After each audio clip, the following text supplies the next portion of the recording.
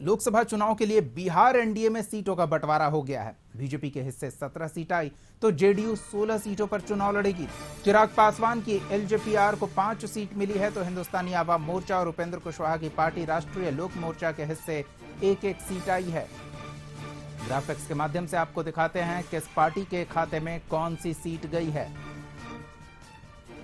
BJP की 17 सीटों पर पहले नजर डालते हैं जिन सीटों पर बीजेपी प्रत्याशी चुनावी मैदान में होंगे।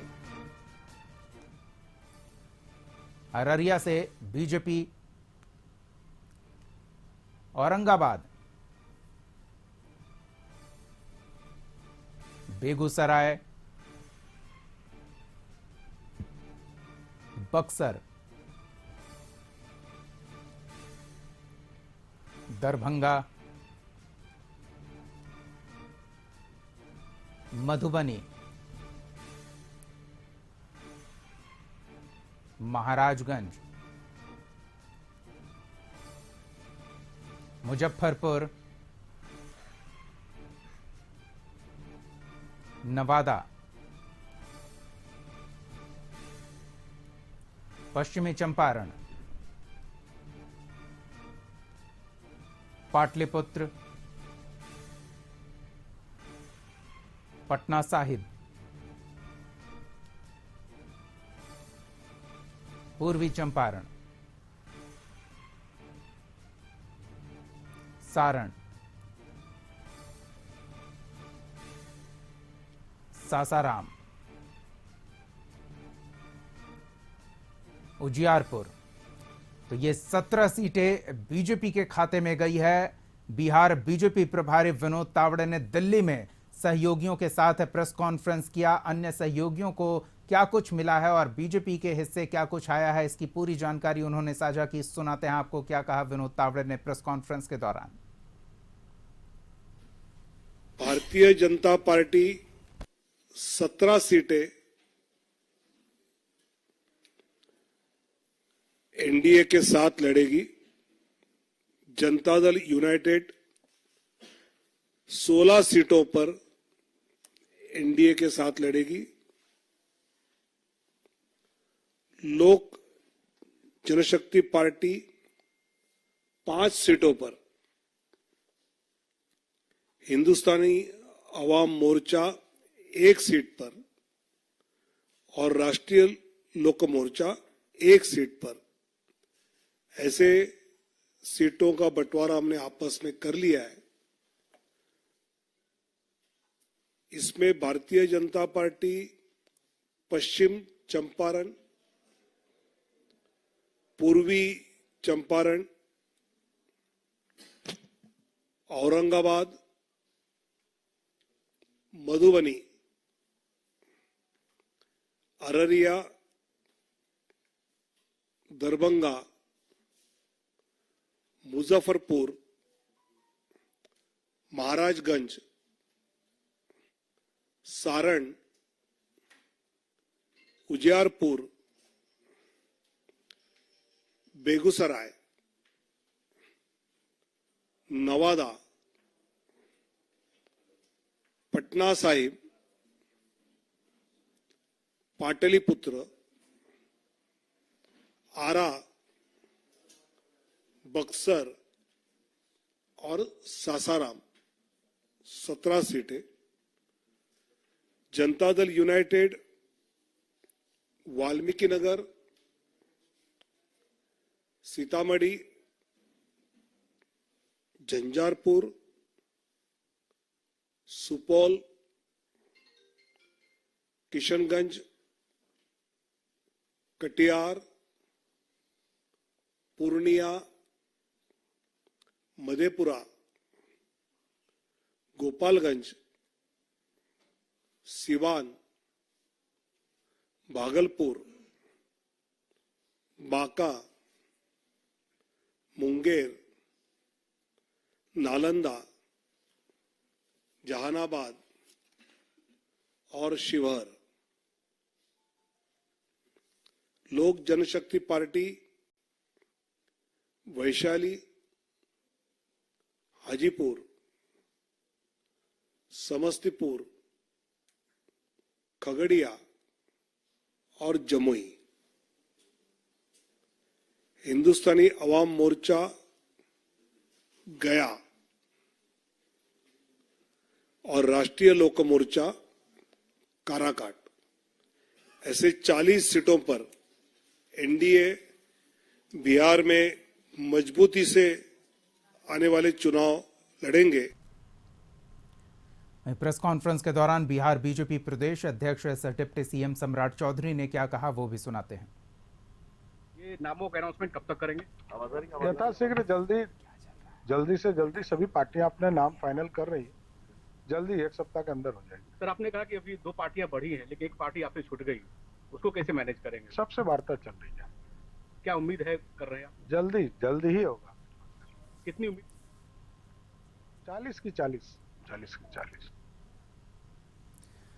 तो सबसे अभी बातचीत चल रही है, खासतौर पर पशुपति पारस के संदर्भ में उन्होंने कहा कि बातचीत चल रही है, किसी की नाराजगी होगी तो उसे दूर किया जाएगा, लेकिन नाराजगी क्यों वो देखिए।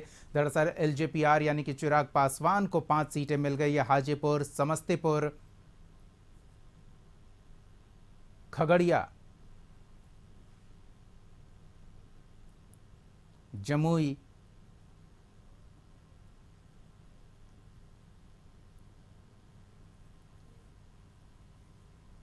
तो 5 सीटें एलजेपीआर के खाते में गई है। वैशाली, हाजीपुर, समस्तीपुर, खगड़िया और जमुई।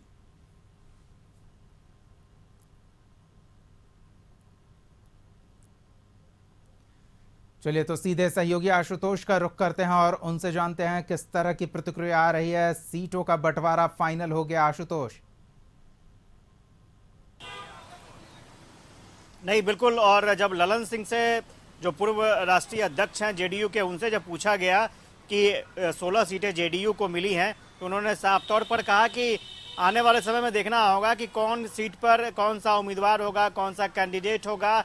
फिलहाल अभी कुछ नहीं कहा जा सकता है, ये राष्ट्रीय अध्यक्ष फैसला करेंगे।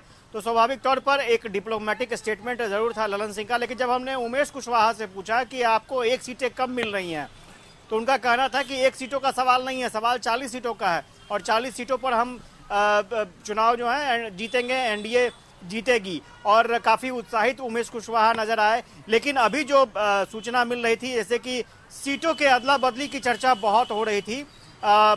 ये कहा जा रहा था कि जो शिवहर की सीट है वो बीजेपी के खाते में जाएगी और जो लवली आनंद आज ज्वाइन की हैं वो शिवहर की सीट से लड़ सकती हैं। वो पहले बीजेपी के खाते में थी, अब जेडीयू के खाते में आएगी। तो ये थोड़ा सा अभी क्लियरिफिकेशन होना बाकी था।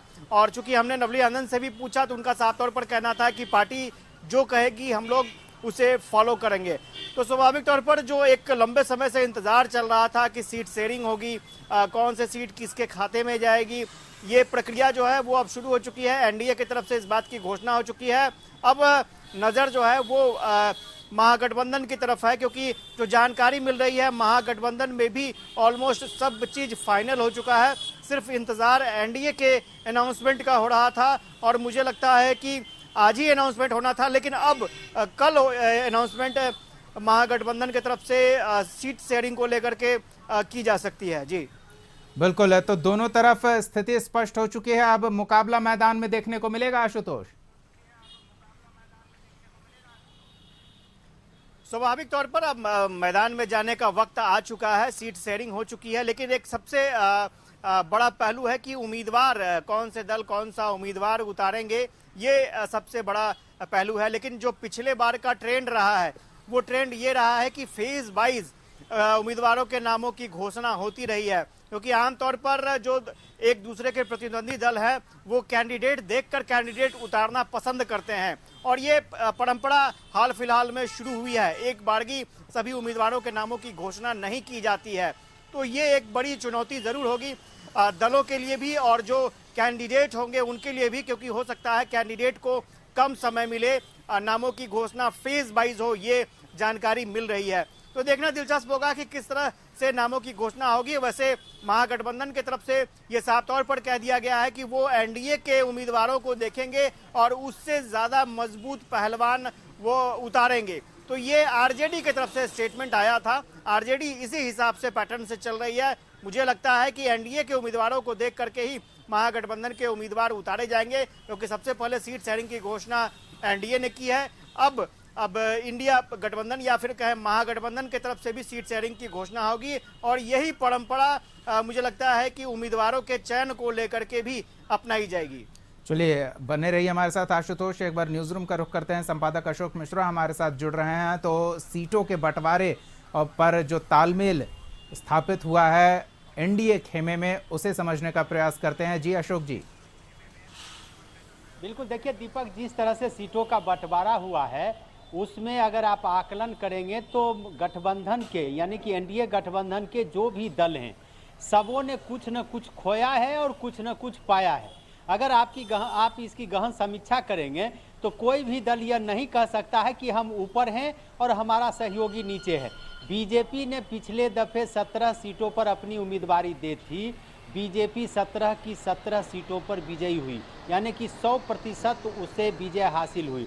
लेकिन इसके बावजूद भी बीजेपी ने क्या किया है, शिवहर से रमा देवी जो वरिष्ठ एक तरह से कहिए सांसद रही हैं, जो वैश्य समाज से आती हैं, उनका पत्ता साफ कर दिया है बीजेपी ने।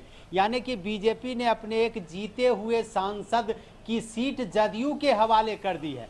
जदयू को अगर आप देखिएगा तो जदयू 17 सीटों पर चुनाव लड़ी थी और 16 सीटों पर उसने चुनाव जीता था, यानी कि लगभग 96% उसका जीत हुआ था। लेकिन उसके बावजूद इस बार जदयू को क्या हुआ, उसकी एक सीटें तो सबसे पहले कम हो गई, यानी कि 16 सीटों पर ही जदयू अब चुनाव लड़ेगी। दूसरी तरफ जदयू के 2 निवर्तमान सांसदों का पत्ता साफ हो गया है, यानी कि गया से भी उनके सांसद अब नहीं चुनाव लड़ेंगे और काराकाट से भी उनके सांसद चुनाव नहीं लड़ेंगे।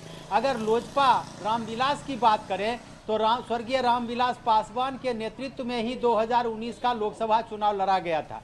6 सीटें लोजपा को आई थी, अब उसे सिर्फ 5 सीटें मिलेगी, यानी कि 1 सीट की बलि उनकी भी चढ़ गई और नवादा से अब चिराग पासवान के उम्मीदवार नहीं होंगे, वहां से बीजेपी अपनी उम्मीदवारी देगी।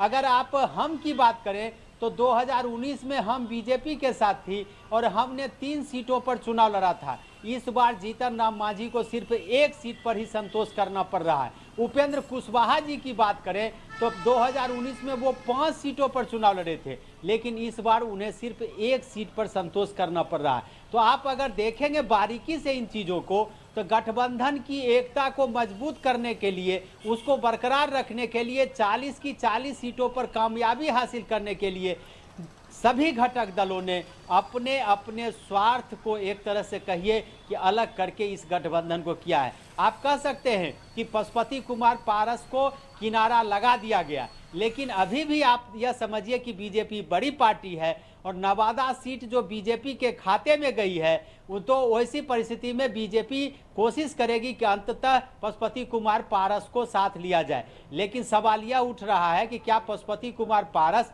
अपने पार्टी का अस्तित्व बचा पाएंगे, क्योंकि जो राष्ट्रीय अध्यक्ष अपनी सीट नहीं ले आया गठबंधन से, जो अपना चुनाव अपने लोकसभा क्षेत्र से नहीं लड़ पा सकता है, जो 5 साल से वहां की नुमाइंदगी कर रहा है और केंद्र में मंत्री हो, तो ऐसी परिस्थिति में पशुपति कुमार पारस अपनी सीट नहीं बचा पाए, अपने भतीजे प्रिंस की सीट जो समस्तीपुर है वो नहीं बचा पाए, अपने कहिए प्रधान लेफ्टिनेंट सूरज भान के भाई चंदन की सीट नवादा नहीं बचा पाए। तो ऐसी परिस्थिति में पारस के पास अब विकल्प क्या है?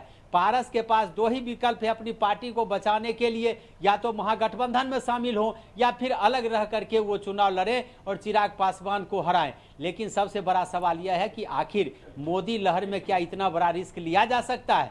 ये अगर आप आकलन करें तो आप पाएंगे कि जो 40 की 40 सीटें हैं, उन 40 सीटों पर गठबंधन, एनडीए गठबंधन ने पूरी तैयारी के साथ, पूरी मशक्कत के साथ यह फैसला लिया है और इसका लबोलुआब यह है कि एक एक सीट पर नजरें हैं कि कौन सीट कौन जीत सकता है, कौन सीट पर विरोधी को टक्कर दी जा सकती है। ये अलग बात है कि अब जो नाराज होंगे, जदयू के, बीजेपी के जो नेता नाराज होंगे, हम के नेता नाराज होंगे, लोक जनशक्ति पार्टी के नेता नाराज, उनको अब महागठबंधन में शामिल किया जा सकता है। लेकिन सबसे बड़ी बात यह है कि एनडीए गठबंधन ने अपनी एकजुटता दिखाने के लिए अपने 2 कदम आगे सभी पार्टी गई है और 2 कदम पीछे भी गठबंधन के सभी दल गए हैं। दीपक, तो बेहतरीन तालमेल कह सकते हैं स्थापित किया गया है इस सीटों के बंटवारे को लेकर। बहुत बहुत धन्यवाद अशोक जी। आशुतोष, आपका भी बहुत बहुत धन्यवाद।